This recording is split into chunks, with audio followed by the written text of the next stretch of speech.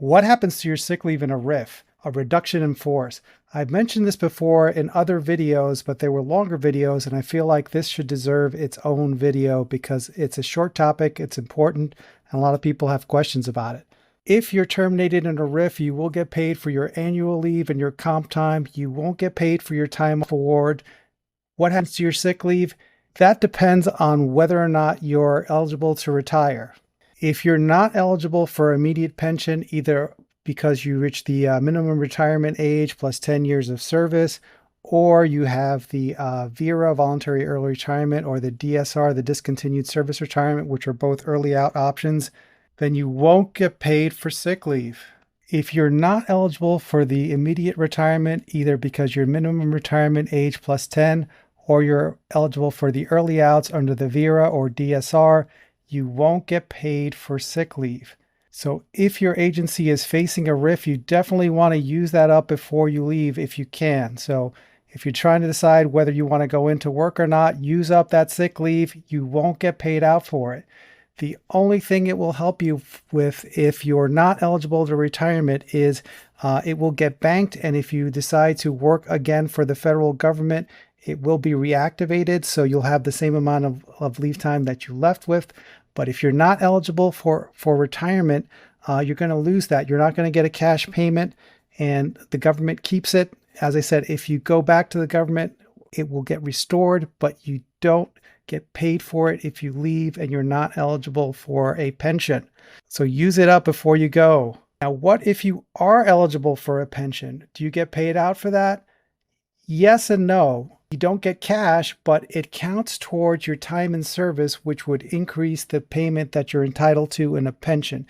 So you don't get a direct cash payment, but it adds to your years of service, which helps you get a bigger number. The math they use is very weird, where they take your salary, they divide by 2,087, and do not do the calculation that they give you. It is very complicated, and I worked in finance.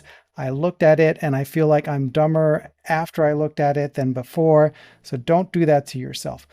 Here's a chart though. If you know how much sick leave you have that you haven't used and how that will affect your pension, you can look it up here. So let's say I have 1,107 hours of service that I haven't used sick time, 1,107. That would give me an additional 6 months and 11 days of credible service, and that would add to my pension. So I'm not going to get a cash payout, but this will give me an additional amount of time that counts as service where my pension is calculated. Let's say I have 2,081 hours. That's 11 months and 29 days.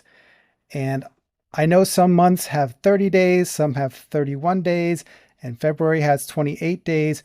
But for some reason, when they figure out how much sick leave you're entitled to for FERS, they use a 30-day month. I don't know why, but it's always a 30-day month. And that's why there's that 2,087 number and this weird chart. Don't try to figure it out. Look at the chart if you need to. Just know two things. One, if you are not eligible for a pension, you are not going to get paid for your sick leave. So if you think you're going to be RIF'd, use up your sick leave before they kick you out. If you are eligible for a pension, you can look on your latest pay stub, see how much sick leave you have, and use this chart, which I'm going to put in the comments so you can find it. And then you will get to see how much additional months and days are going to be added to your creditable time, and that will help with your pension. The most important thing to know, besides that you don't get paid the sick leave if you don't have a pension, is when I say creditable service, if you are eligible for a pension, your sick leave will get you more time. But if you're not eligible, that sick leave is not going to put you over. So what do I mean by that? In order to get a pension, you need to be, under this scenario, your minimum retirement age plus 10. In order to get this, you need to be your minimum retirement age plus 10. If you're your minimum retirement age, normally 57, and 11 months, you can't use your sick leave to put you over the finish line and get you to 10. So you have to be 10 years before, and then you can add your sick leave and get extra pay, but you can't use the sick leave to get you over the finish line. Same thing with the DSR and the VERA. So for this, you have to have 25 years of service or 50 with 20 years of service. If I'm 50 years old and I have 19 years and 11 months, I can't use my sick leave to put me over the finish line. However, if I do have 50 years of age and 20 years of service, I can use all my sick time to get additional months and days added to my my time in service, and will increase my pension when I collect it. And how much time you get is based on OPM's weird math, where every month has 30 days. And here's a chart that I'm going to put in the description again. The takeaways, which I'm going to put in the comments because I know you guys are going to ask me about this. If you get a pension, either MRA plus 10, VERA, or DSR when you leave, your sick leave will help you increase that pension. So you will get something for it, but it won't be cash.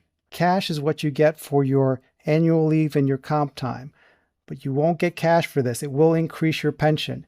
If you don't get a pension when you leave, you won't get cash for this. And the second thing is that if you are close to qualifying for the MRA plus 10, the VERA, or DSR, although the sick leave will increase the amount of your pension if you qualify for this, you can't add your sick leave to what you have if you don't qualify for this to try to get you over the finish line.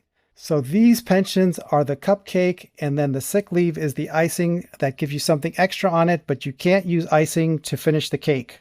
So I hope that was helpful. Like this video and subscribe to the channel so you'll see future videos, and so that the Google algorithm will show this to more people that it can help.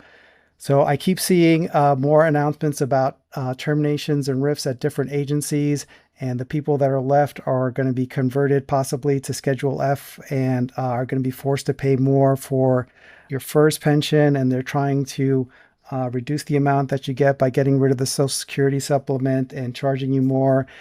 And, I feel like they are just trying to make it as unpleasant as possible to try to get you guys to quit. And I was proud to be a federal employee for 22 years. I think you guys do great work, and it's a calling, and I'm really upset. Angry doesn't even begin to describe how offended I am that they're taking cheap shots at all of you. And I don't blame you if you want to leave, because several of my coworkers that I keep in touch with have told me that they're leaving. Some are eligible for retirement, and some are just leaving because they're done. And I don't blame them. I think it's a personal choice. I left. My last day was December 31st, and part of it is I sort of knew what was coming, and I didn't want to be a part of anything to do with this administration. And I do miss the paycheck, but I'm glad I left when I did, because I value my mental health, and I do enjoy doing these videos for you guys. And I've said before, I'm not an employment lawyer, and I'm an attorney, but I'm not your attorney. And I know you guys have questions, and your HR people are swamped. And there are people who practice employment law or do these employment benefits things, and they charge for it. And I don't want to do this for a living. But if I have information and it can help you guys, I'm more than happy to provide it. If I have $1 and I give you $1, I don't have $1 anymore. You do. But if I have information and I give you information, now we both have the information, and we can both keep sharing it, and none of us loses anything. And, I think if I was still at the government, I'd be helping my coworkers in any way I could, and I'm sure they would be looking out for me. They've done so in the past, and I'd like you guys to just stick together and help each other out in any way you can. I think that's how we're going to win. They're trying to divide you guys, but, sticking together, that's how you win. So I don't know how many more of these videos I'm going to do. I have been interviewing for some positions, and if I get another job, I don't know how they'll feel about this. So I want to try to do a few more, so that if I start working again and they tell me not to do these, the information will still be out there. I'm surprised in a couple of months it got to 3,000 subscribers. And recently, YouTube monetized it, and I'm not going to make a living on YouTube. Last month, it paid me like $200. And what I did with the $200 is I bought a better mic and a boom arm. And I did buy that book that I mentioned that has the federal employment law that I recommended to you guys so that I can answer some of your questions. So everything went back into the channel, and not because I think I'm going to make a living from this channel, but just because I want to help you guys. And if money came in, I sort of feel guilty getting paid for helping someone. So, if I helped the lady across the street, a little old lady, and she tried to tip me, I would say no. And, YouTube sent me this money, so I'm putting it back into the channel. So I really like this mic. It's a Yeti Nano, and this pop filter and the boom arm makes it very easy to shoot. And then if I make some money this month, maybe I'll get a better camera or something. Or if it's more than last month, I do have a bunch of people that have asked employment law questions that I don't feel like I'm 100% qualified to answer. And I reached out to a couple of different employment lawyers, and neither one of them agreed to be on the site. So what I was thinking of doing is hiring one and asking some of the questions, and I can use the money that I got from the YouTube channel.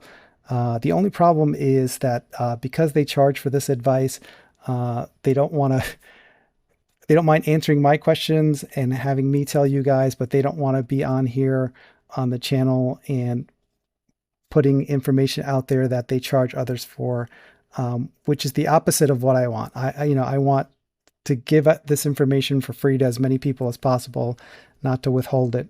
But the two employment lawyers I reached out to before, and the one who I tried to buy an hour of time with, who doesn't want to be on YouTube, even though they said no, they're not the only 3 employment lawyers around. So I'm going to keep asking, and hopefully I'll find someone that says yes. And then we can ask some of the employment law questions that I don't feel qualified to answer, like about switching to Schedule F, or changing your retirement benefits after you've already started working for the government. Those are questions that I have. Those are questions that you have, and I don't know the answer to. And hopefully we can get somebody on here to help with that. So if you have other ideas for videos, I know a couple of people have suggested disability retirement or reasonable accommodations, and that's very specialized as well. And that's one of the things I wanted to get an employment lawyer about. But if you have other questions, just put them in the comments. I have a couple more ideas for videos that I'll put out, and I'll try to put out in the next week or two.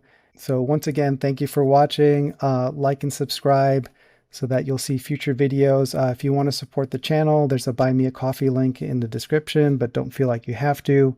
If you like this video and you want to thank me in some way, help each other out at your agency, and that'll be thanks enough for me. So good luck out there, and we'll see you guys soon.